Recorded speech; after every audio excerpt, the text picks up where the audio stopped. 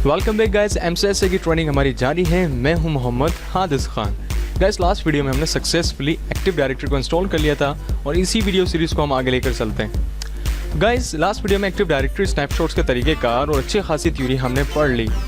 यहाँ तक के कॉन्सेप्ट्स हमें तमाम क्लियर हैं। अब हम चलते हैं आगे मज़ीद क्लाइंट्स को ज्वाइनिंग की तरफ।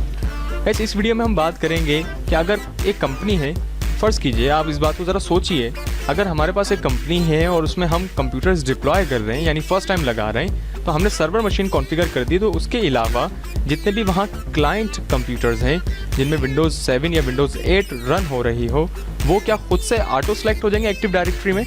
नहीं गाइस, फर्स्ट टाइम हमें मेहनत करनी पड़ती है, चाहे हमें असिस्टेंट की ज़रूरत पड़े, चाहे हमें थोड़े वर्कर्स की ज़रूरत पड़े, क्योंकि फ़र्स्ट टाइम डिप्लॉयमेंट जो होती है उसमें टाइम भी लगता है। कंपनी में ऐसा नहीं होता कि आपको कंपनी, आपके जो बॉस हैं या आपके जो सीनियर्स हैं, वो आपको बोलते हैं नहीं भाई आपने 400 कंप्यूटर में एक ही दिन में इंस्टॉलेशन करनी है। ऐसा नहीं है, डिप्लॉयमेंट महीनों तक भी हो सकती है। हो सकता है कि आप एक्टिव डायरेक्टरी जब इन्वायरमेंट बना रहे हो और कंपनी में 200 या 300 कंप्यूटर्स हो, तो आप सब पर जाके पहले कॉन्फ़िगरेशन करेंगे। यानी एक्टिव डायरेक्टरी इंस्टॉल करने के बाद आप हर कंप्यूटर पे जाकर उस कंप्यूटर पे एक ऐसी कॉन्फ़िगरेशन करेंगे कि वो सर्वर को ज्वाइन कर ले। अब वो सर्वर को कैसे ज्वाइन करे, इसी वीडियो में वो मकसद हमारा है। तो गाइज़, इस वीडियो को स्टार्टअप लेने से पहले हम एक काम करते हैं कि विंडोज़ सर्वर 2012 जिसमें हमने एक्टिव डायरेक्टरी इंस्टॉल की थी, उस कंप्यूटर की आईपी चेक कर लें कि हमने वही सब आईपीज़ दी थी। जो आईपीज़ हमने, मुझे जहाँ तक याद आता है वो 10.0.0.10 की आईपी दी थी, लेकिन फिर भी कंफर्म करने के लिए हम क्या करते हैं, इथरनेट चैनल पे आके स्टेटस और डिटेल्स पे क्लिक कर लेते हैं। तो गाइज़ देखिए, आईपी वर्जन एड्रेस तो आ गया, लेकिन जैसे कि हमने चेक करने की कोशिश की और मुझे जहाँ तक ख्याल था, तो देख सकते हैं आप डीएनएस सर्वर हमारा यहाँ खाली है। एक्चुअल में DNS server domain name system के लिए हवाले से काम करता है, यानी जो सर्वर की आईपी होती है, ये आईपी हम क्लाइंट के डीएनएस में डालते हैं ताकि उसको एक रास्ता मिल जाए सर्वर्स तक आने के लिए। अगर मैं इस बात को रिज्यूम करता हूँ, जो स्टूडेंट्स इन वीडियोस को देख रहे हैं वो हमारे आईपी एड्रेसिंग को जानते हो कि class A, class B, class C क्या होती है, एफएलएसएम क्या है, सबनेटिंग क्या है, ताकि मैं इस बात को सही मायनों में अंडरस्टैंड कर सकूँ कि अगर आपको आईपी कॉन्सेप्ट क्लियर है तभी हम यहाँ पर इन स्टैटिक आईपीज़ पे कॉन्फ़िगरेशन कर रहे हैं। नहीं तो आप हमारी आईपी वाली वीडियो पहले देख लें, उसके बाद एक्टिव डायरेक्टरी की तरफ अब राग़िब होइए। तो गाइस, हमने क्या किया करना ये, हमने प्रॉपर्टीज़ पे आने के बाद इसमें जो मिस्टेक आ रही है, क्योंकि ये वर्चुअल मशीन है, वर्चुअल मशीन में अक्सर ऐसा हो जाता है जो डीएनएस है यहाँ लूप बैक आईपी आ जाती है, यानी वो खुद से एक आईपी जनरेट कर देता है जो कि हमारे लिए बाद में प्रॉब्लम का सबब बन सकती थी। तो हमने पहले इस पर तमाम चीज़ें एक्यूरेट रखनी, क्योंकि अगर सर्वर इंस्टॉलेशन में हमने कोई भी मिस्टेक कर दी तो एक चेक हमें कहीं पर भी उलझा सकता है, वो काम हमारे सही से नहीं अंजाम हो पाएगा।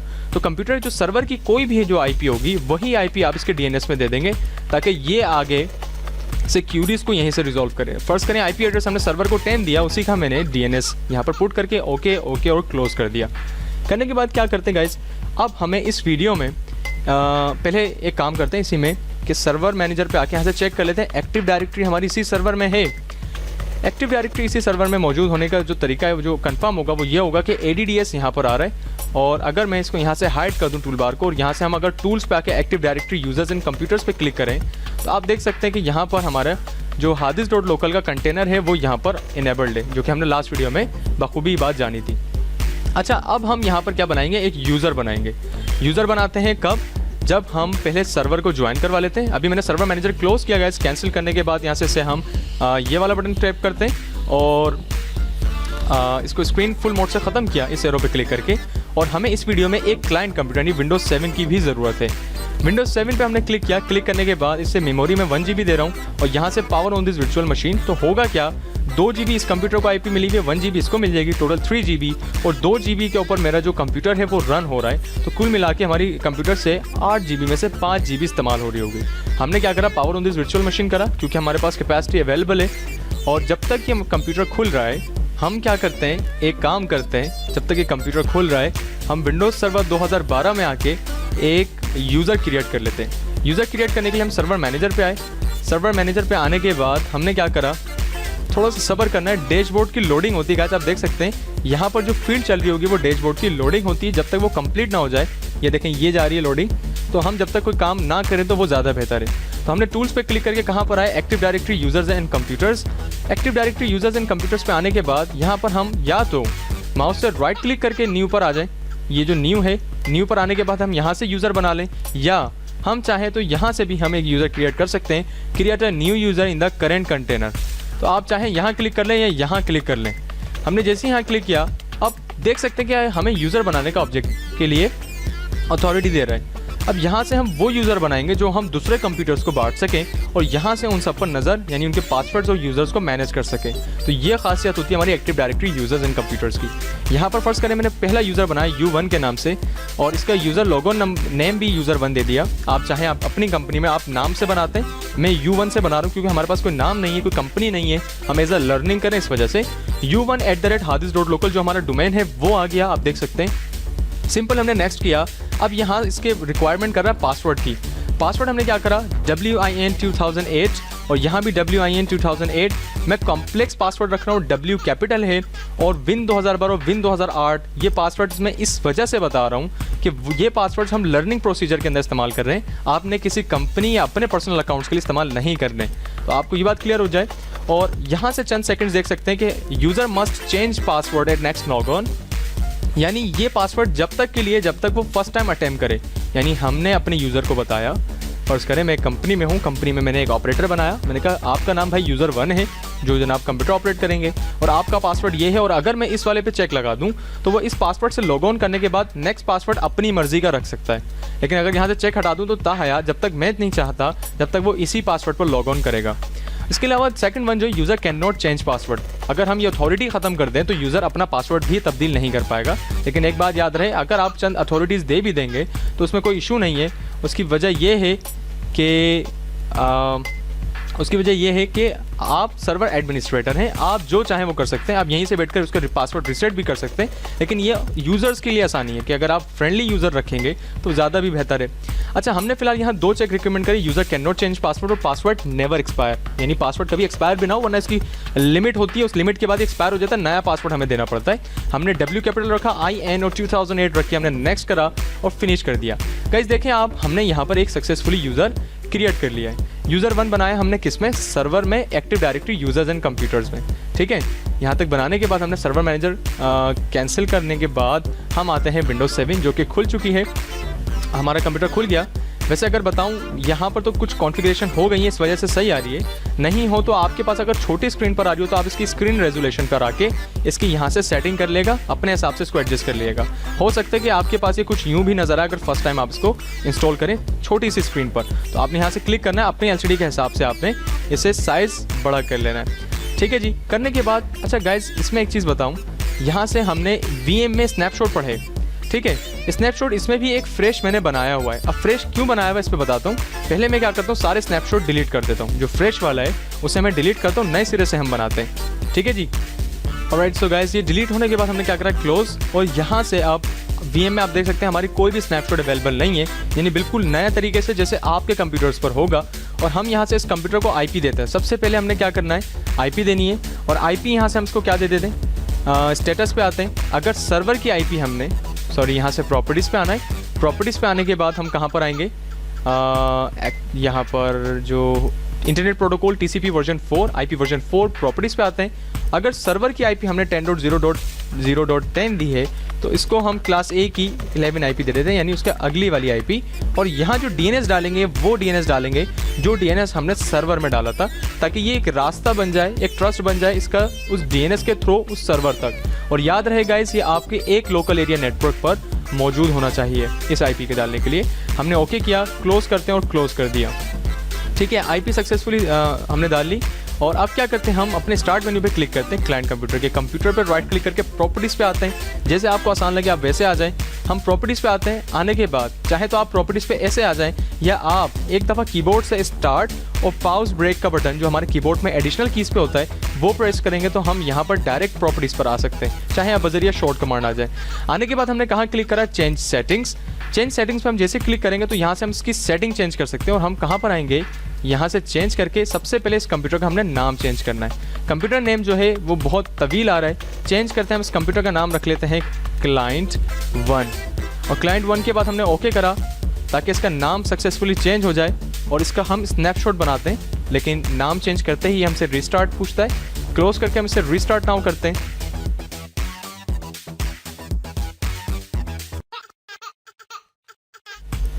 Alright guys, computer successfully restart हो गया। रीस्टार्ट होने के बाद हमने क्या करना है, इस कंप्यूटर में हमने तब्दीलियाँ क्या की कि इसको हमने यूज़र नेम दिया, यानी इस कंप्यूटर का नाम चेंज किया, उसका क्लाइंट 1 रखा और इसे IP दी। और यहाँ से आके इसका स्नैपशॉट ले लेते हैं हम, टेक स्नैपशॉट, और उस स्नैपशॉट का हम नाम रखते हैं इसका फ्रेश। और याद रहे तो हमने इसके लिए यहाँ क्या रखा कि ये क्लाइंट 1 का PC है और इसकी IP वर्जन 4 जो है वो है 10.0.0.11, ताकि हमें याद रहे। और जो DNS हमने रखा वो क्या था 10.0.0.10, तो हमने डिस्क्रिप्शन से हमें याद भी रहेगा और हमने इस फ्रेश कर दिया ताकि इस पर हम बाद में कोई भी तब्दीलियाँ करें तो यहाँ तक हम वापस आने की गुंजाइश रखते हों। तो हमने क्या करा, टेक स्नैपशॉट किया, ये स्नैपशॉट सक्सेसफुली बन गया। अब हम करते हैं इस पर एक ऐसा काम जिससे हम इसको एक्टिव डायरेक्टरी में इंस्टॉल कर सकें। सो गाइस, हम क्या करते हैं, सबसे पहले स्टार्ट पे क्लिक किया, IPs देने के बाद, नाम को चेंज करने के बाद, स्नैपशॉट लेने के बाद हम कंप्यूटर के राइट क्लिक करके प्रॉपर्टीज़ पे आते हैं। और अब आप इसकी प्रॉपर्टीज़ चेक करें गाइस, इसकी प्रॉपर्टीज़ में ये कौन से इन्वायरमेंट में काम कर रहा है। अभी आप देख सकते हैं कि वर्क ग्रुप इन्वायरमेंट में, और यहाँ वर्क ग्रुप ही लिखा आ रहा है, ये इन्वायरमेंट इसका ये वाला है और इसे हमें तब्दील करके डोमेन पे लाना है। और डोमेन कौन सा है हमारा, हादिस.लोकल डोमेन ये रहा। और इस यही वजह है तो डोमेन को हम स्टार्टअप के लिए यानी पहली दफ़ा हम ज्वाइन करेंगे हर क्लाइंट कंप्यूटर से। और उसका जो तरीक़ेकार है, IP देने के बाद चेंज सेटिंग्स पे जैसे हमने क्लिक किया, यहाँ से हम आते हैं चेंज पे क्लिक करते हैं। जहाँ से नाम चेंज किया था उसी के नीचे आप देख सकते हैं कि ये वर्क ग्रुप पर चेक लगा हुआ है। अगर मैं डोमेन पे लगा दूँ और यहाँ से मैं hadis.local दे दूँ और ओके कर दूँ, तो गाइस अगर ये यूज़र नेम और पासवर्ड मांगता है तो इट्स मीन कि DNS हमारा सही काम कर रहा है। एक्चुअल में जो रिक्वेस्ट ये इस कंप्यूटर से उस सर्वर तक जाती है, ये DNS के बदौलत ही वहाँ तक जाती है। और वो यहाँ पर इस बात की ऑथेंटिकेशन करेगा, इस बात की कंफर्म करेगा कि जो बंदा डोमेन को ज्वाइन करवा रहा है वो उस डोमेन का मालिक यानी एडमिनिस्ट्रेटर हो, यानी जो इस सर्वर को जो चलाने वाला है ये काम वही अंजाम दे सकता है। ठीक है, तो ये इस बात की कन्फर्मेशन है और ये बहुत अच्छी बात है, इससे सिक्योरिटी हमारी हाई हो जाती है। और फ़र्ज़ करें हम सर्वर के एडमिनिस्ट्रेटर हैं तो हमने यहाँ अपना यूज़र नेम लिखा कि हम हैं एडमिनिस्ट्रेटर, और जो सर्वर का पासवर्ड जो कि सर्वर वाला ही जानता होगा, WI 2012, जो हम इस पूरी वीडियो सीरीज़ में इस्तेमाल करें वो ये है। इंटर करके हमने क्या करा, अगर ये वेलकम की स्क्रीन दे दे तो इट्स मीन इसने सर्वर को ज्वाइन कर लिया।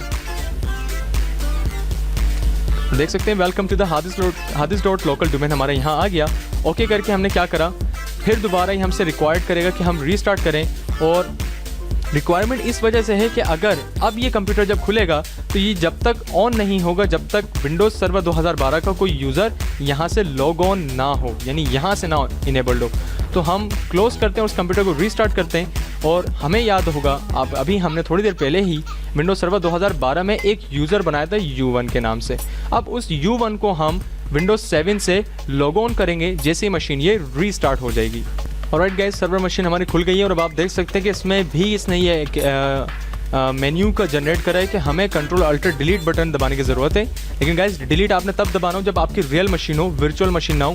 वर्चुअल मशीन में कंट्रोल अल्टर इंसर्ट का बटन दबाएंगे तो हम ये काम करेगा। अच्छा, ये बता रहा है कि ये क्लाइंट 1 कंप्यूटर है जो कि इसका एडमिनिस्ट्रेटर hadis 2 है। तो कंप्यूटर का यूज़र नेम और पासवर्ड तो हम वो डालेंगे जो हमने सर्वर में बनाया हो। तो सर्वर के लिए हम यूज़र नेम चेंज करेंगे। तो हमने यहाँ से क्या किया, स्विच यूज़र पे क्लिक करके अदर यूज़र पे क्लिक करना है। क्लिक करने के बाद यहाँ से हमने वो यूज़र डालना है जो एक्टिव डायरेक्टरी पे हमने बनाया हो।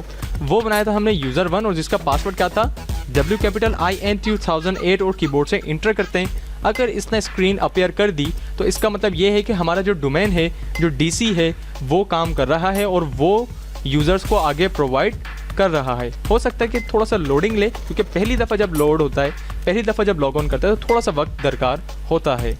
ऑलराइट गाइस, सर्वर हमारा सक्सेसफुली लॉगिन हो गया और इसमें सबसे अच्छी खासियत ये थी कि ये जो यूज़र हमने ज्वाइन कराया, ज्वाइन कराने के बाद अब इस कंप्यूटर का सारा बायोडेटा हमारे एक्टिव डायरेक्टरी 2012 यानी जहां हमारे DC है वहां पर चले गया होगा, तभी जाके इसने ज्वाइन करा। यानी अब ये कंप्यूटर इस सर्वर का मेंबर है और इसको हम इस सर्वर से ही मैनेज कर सकते हैं। अब इस सर्वर में इसकी पहचान करते हैं कैसे। सबसे पहले हम आते हैं इसके सर्वर मैनेजर पर और आने के बाद सबसे पहले हम देखते हैं इसका DNS रिकॉर्ड। DNS रिकॉर्ड एक ऐसा रिकॉर्ड होता है जहां सब चीज़ों की मालूमात सबसे पहले आती है, यानी IPs और कंप्यूटर के नाम के हवाले से। तो अब DNS पे आने के लिए आप चाहें तो DNS पे यहाँ क्लिक कर लें, या हम चाहें तो टूल्स पे भी आके DNS मैनेजर से यहाँ से आ सकते हैं। यहाँ पर वैसे बेस्ट तरीका यही है कि आप DNS पे क्लिक करें और यहाँ से सर्वर पर राइट क्लिक करके इस DNS मैनेजर वाले से आके DNS मैनेजर पे क्लिक करें। जैसे हम यहाँ क्लिक करेंगे तो आप देख सकते हैं कि हमारे पास सर्वर डॉट हादिस डॉट लोकल यहाँ पर आ रहा है, यानी ये इस कंप्यूटर का FQDN fully qualified domain name आ रहा है। और इसके अंदर एक फॉरवर्ड लुकअप जोन होगा जिसमें हमारा DC का नाम होगा।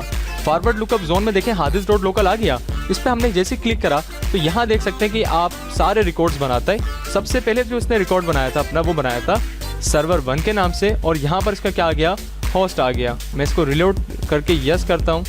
एक्चुअल में यहाँ पर उसूलन क्लाइंट का कंप्यूटर भी आना चाहिए था। एक मिनट गाइस, दोबारा कर देते हैं। मैं इसको सर्वर मैनेजर दोबारा खोलते हैं।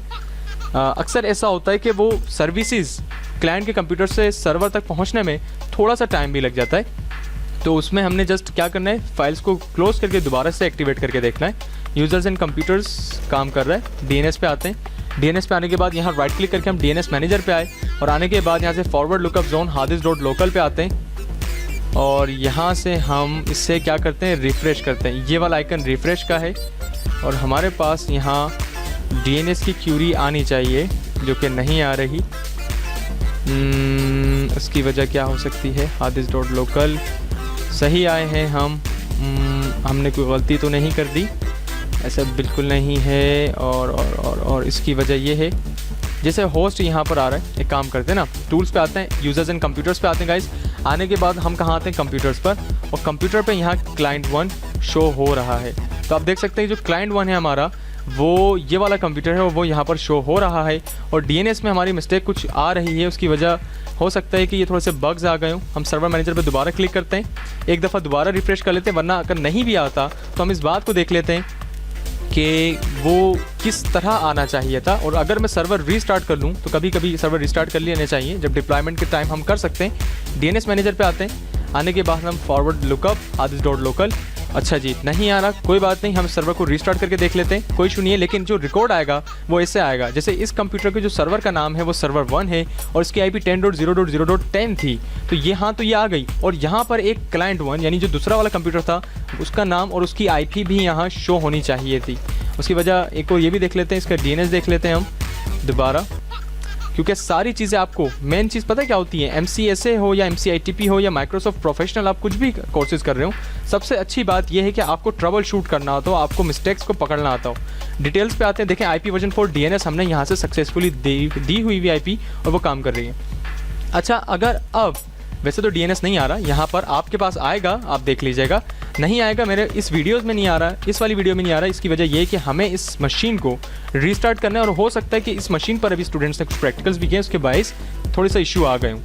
तो हमने क्या करना है, सर्वर ज्वाइन हो जाएगा तो उसकी पहचान ऐसे भी कर सकते हैं आप, active directory users and computers पाएंगे तो हादिस डॉट लोकल में कंप्यूटर्स की जगह पर आप देखें कंप्यूटर की इन्फॉर्मेशन आ रही होगी कि कौन कौन से कंप्यूटर आपके इस डोमेन में काम कर रहे हैं। तो इस डोमेन में आपकी क्लाइंट 1 जो कि एक विंडोज 7 वाला कंप्यूटर था, उसका नाम हमने रखा था, आपको याद होगा, तो वो आ गया। तो गाइज, और डेटा जो जा रहा है, जो यूज़र जा रहा है, वो यूज़र यहाँ से जा रहा है। अब आप एक बात सोचिए, अगर ये कंप्यूटर में शट डाउन कर दूँ, यानी सर्वर मशीन में बंद कर दूँ, तो यूज़र 1 वाली फ़ाइल तो हमारी शट डाउन हो जाएगी। तो क्या ये फाइल, ये जो कंप्यूटर है वो फाइल्स को बरकरार रख पाएगा? नहीं रख पाएगा। यहाँ तो हम इस वीडियो में 2 डायग्राम है ना, यानी एक विंडो है और एक सर्वर है।